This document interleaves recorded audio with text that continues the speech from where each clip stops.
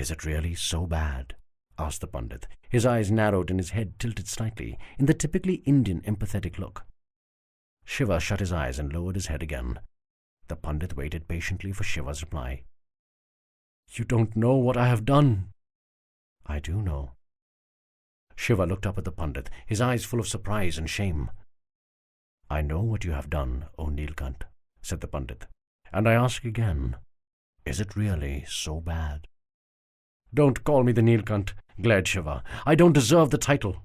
I have the blood of thousands on my hands." "Many more than thousands have died," said the Pandit. "Probably hundreds of thousands.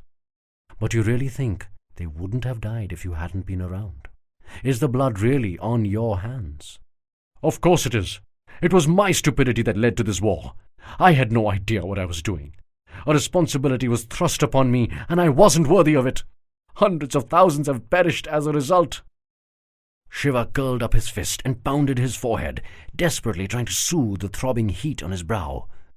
The Pandit stared in mild surprise at the deep red blotch on Shiva's forehead, right between his eyes. It didn't bear the color of a blood clot. It was a much deeper hue, almost black. The Pandit controlled his surprise and remained silent. Now was not the correct time.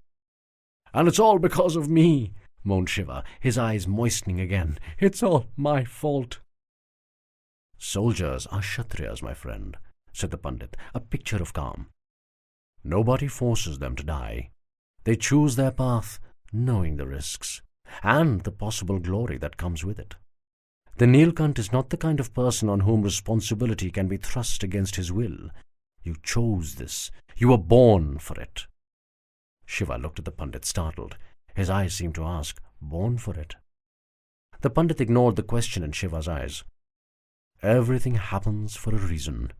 If you are going through this turmoil, there is a divine plan behind it." "What bloody divine reason can there be for so many deaths?" "The destruction of evil? Wouldn't you say that is a very important reason?" "But I did not destroy evil," yelled Shiva. "These people aren't evil, they're just different. Being different isn't evil." The Pandit's face broke into his typically enigmatic smile. "Exactly. They are not evil. They are just different. You have realized it very quickly, my friend, a lot earlier than the previous Mahadev." Shiva was perplexed at the Pandit's words for an instant. "Lord Rudra?" "Yes, Lord Rudra." "But he did destroy evil. He destroyed the Asuras." "And who said the Asuras were evil?" "I read it." Shiva stopped mid-sentence. He finally understood. "Yes," smiled the Pandit, "you have guessed it correctly. Just like the Suryavanshis and the Chandravanshis see each other as evil, so did the Devas and the Asuras. So if you are going to read a book written by the Devas, what do you think the Asuras are going to be portrayed as?" "You mean they were just like today's Suryavanshis and Chandravanshis?" "More so than you can imagine. The Devas and the Asuras, just like the Chandravanshis and the Suryavanshis, represent two balancing life forces, a duality." "Duality?" "Yes, a duality that is one of the many perspectives of the universe, the masculine and the feminine. The Asuras and the Suryavanshis stand for the masculine. The Devas and the Chandravanshis speak for the feminine. The names change, but the life forces they embody remain the same. They will always exist. There is no way that either can be destroyed. Otherwise, the universe will implode." "And they see their fight with the other as the eternal struggle between good and evil." "Exactly," beamed the Pandit, marveling at Shiva's keen mind, even in this time of distress. "But they haven't been fighting all the time. Sometimes there have been long periods of cooperation as well. In times of strife, which usually happens when there is evil, it is easiest to blame each other. A difference of opinion between two dissimilar ways of life gets portrayed as a fight between good and evil. Just because the Chandravanshis are different from the Suryavanshis doesn't mean that they are evil. Why do you think the Nilkant had to be an outsider?" "So that he would not be biased towards any one point of view," said Shiva, as a veil lifted before his eyes. "Exactly. The Nilkant has to be above all this.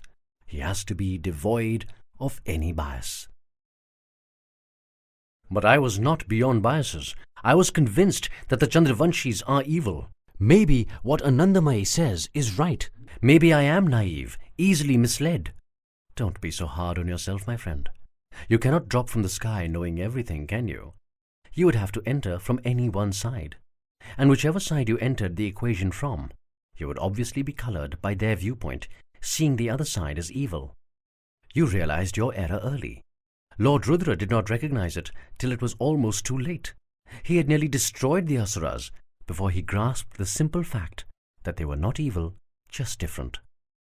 Nearly destroyed them? You mean some Asuras still exist? The Pandit smiled mysteriously. That conversation is for another time, my friend. The point you need to understand is that you are not the first Mahadev who was misled, and you will not be the last.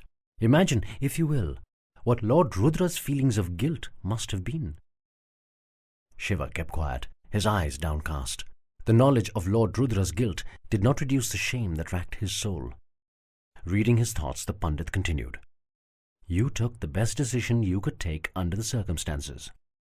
I know this will be cold comfort, but being the Nilkant isn't easy. You will have to bear the burden of this guilt. I know the kind of person you are. It will be a heavy burden. Your challenge is not to ignore the guilt or the pain. You have too good a heart to be able to do that.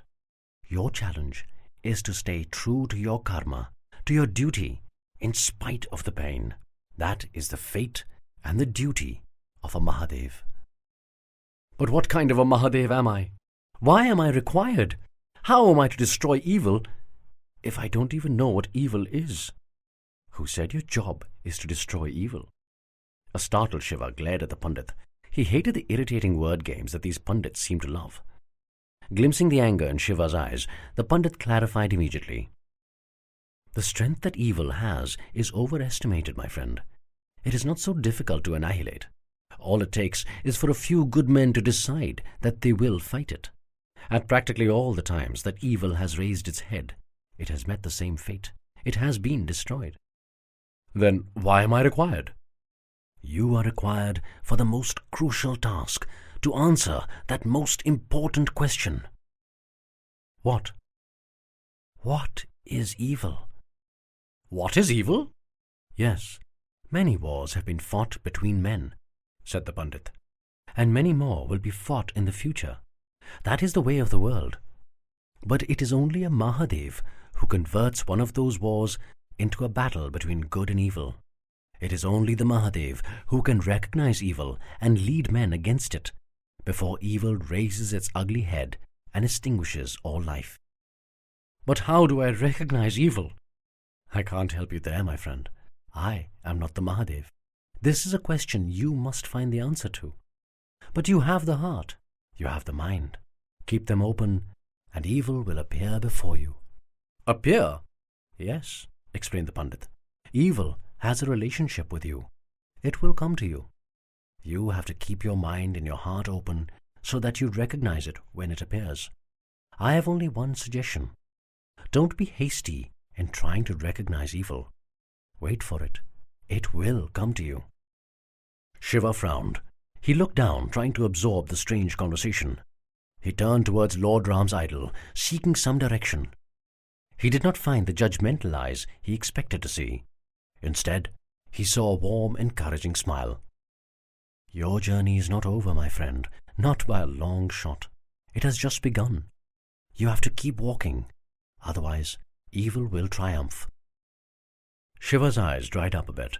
His burden didn't feel any lighter, but he felt strong enough to carry it. He had to keep walking to the very end.